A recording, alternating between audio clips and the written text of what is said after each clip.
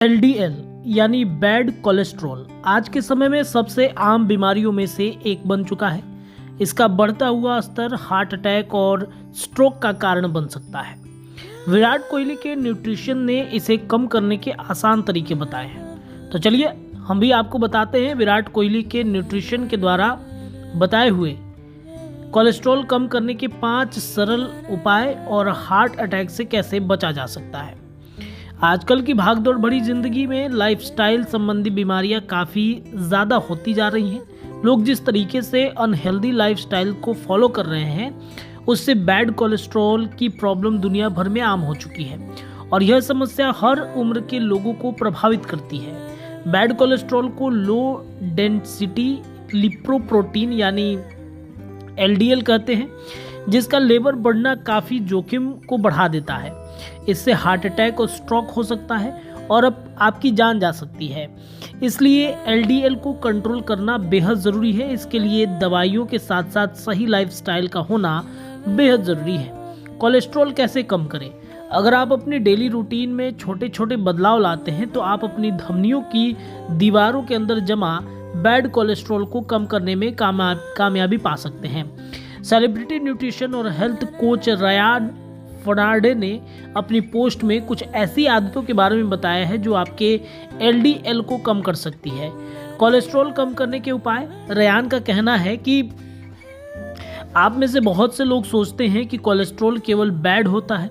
हाँ, जब खराब कोलेस्ट्रॉल बढ़ जाए तो यह गंभीर समस्या बन जाती है, लेकिन असल में आपके शरीर में अच्छा कोलेस्ट्रॉल भी होता है जिससे आपके शरीर को वास्तविक में आवश्यकता होती है।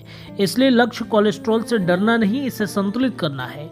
डेली की कुछ सिंपल आदतें आपको कोलेस्ट्रॉल को धीरे धीरे संतुलित करने में मदद कर सकती हैं। सबसे पहला, फाइबर की सेवन बढ़ाएं। अपनी डाइट में करीब 10 से 15 ग्राम सॉल्युबल फाइबर डेली शामिल करें, क्योंकि घुलनशील फाइबर खराब कोलेस्ट्रॉल को कम करने में मदद करता है। इसमें एलडीएल में करीब 8 से 12% तक की कमी आती है।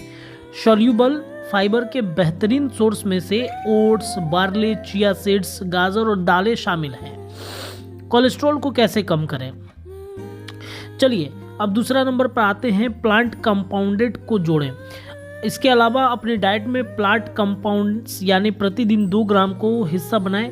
एस्ट्रेरॉल और एस्ट्रेनॉल्स जैसे प्लांट कंपाउंड कोलेस्ट्रॉल के अवशोषण को रोकते हैं, जो ब्लड में एलडीएल को कम करता है। ये नट्स, बीज, साबुत अनाज में पाया जाता है।